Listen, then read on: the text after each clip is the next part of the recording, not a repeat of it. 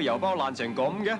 山長水遠又遞到運到嚟，經過咁多重手續，又經過咁多個人手，就咁用張紙包住，唔爛至奇啊！好彩郵政署上得周到，揾啲專人同我哋包翻好啲郵包。如果唔係，我哋嘅損失就大咯。佢哋修補呢啲爛包裹呢，一定會用一啲上邊印咗香港郵政處封字樣嘅膠紙㗎。咁樣收信人一睇到就知道郵政署曾經同佢哋修補過啦。但係為咗要有一個正式嘅手續呢，郵政署仲會打個專印喺上邊嘅噃。唔止咁添啊！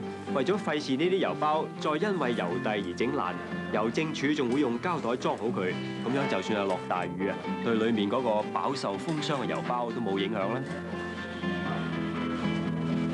郵政署唔止淨係修補郵包，細件嘅包裹或者普通嘅信件，如果爛咗呢，一樣會得到同等嘅對待㗎。係啦，最近我睇到一張報紙，有位女讀者就表示收到郵政署修補過嘅一封信，裏面袋咗一封曾經燒過嘅信，仲有一啲燒燶咗嘅碎紙添。而膠袋裏面另外咧有一張字條，原來係話郵筒曾經火燭燒爛咗封信咁話。呢位讀者仲好多謝郵政署做事咁交代添。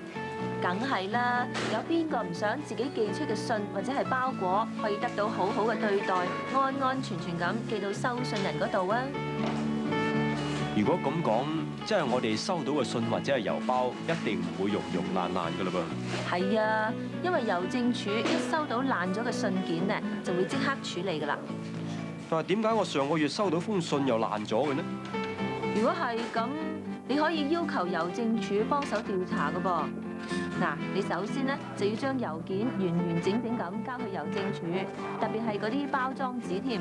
郵政署就會根據上面嘅資料着手調查㗎啦。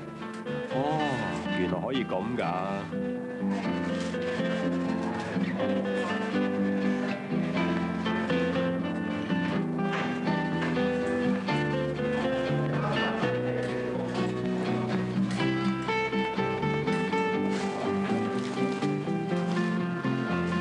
我認為最好都係喺寄郵件之前，好好咁包紮好，先至係最安全嘅，因為可以減輕郵局嘅工作量啊嘛。